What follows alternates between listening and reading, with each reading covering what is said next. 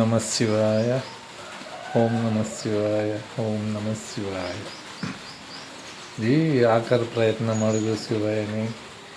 ఈ జన్మ ఇచ్చితివి, కష్టాలు పెడుతున్నావు, కష్టాలు పడుతున్నా నా బాధ తెలుసుకో స్వామిని, దర్శించుకో. ఆఖరి ప్రయత్నంగా శివయ్యని అడిగితే బోలాశంకరుడు వరాలు ఇస్తాడు. ఆఖరి ప్రయత్నం అడగండి.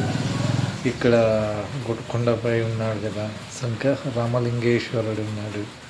ఆ విధంగా తలుచుకోండి, రామలింగేశ్వరుని తలుచుకోండి.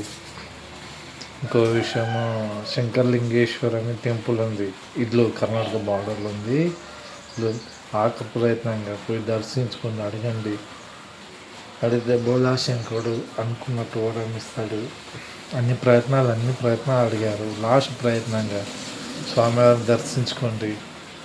ఏమయ్యా స్వామి, మా బాధలేంది, ఇట్లా అది మా సమస్యలేంది, మాకు ఈ జన్మ ఇచ్చితివి, కష్టాలేంది, ఈ బాధలేంది, మేము పడలేము అని మనస్ఫూర్తితో నమస్కారం చేయండి.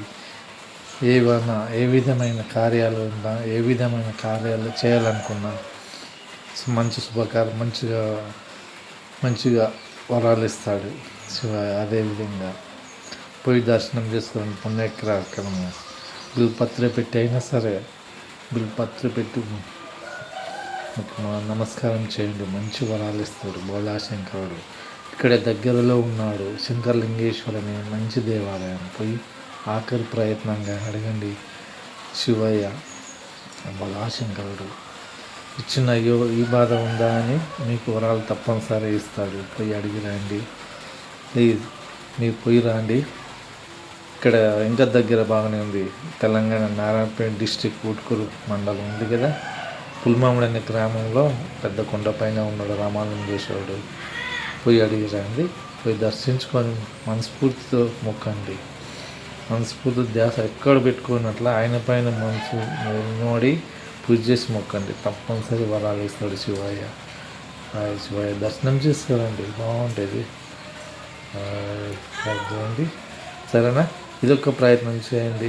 బాధలు ఉన్నవాళ్ళు, అనుకోని పరిస్థితులు ఏమైనా ఉన్న బాధలు ఉన్నవాళ్ళు, లేకుంటే చదువులో వెనకబడిపోతున్నట్లు, లేని సంబంధాలు దొరకక ఇబ్బంది పడేవాళ్ళు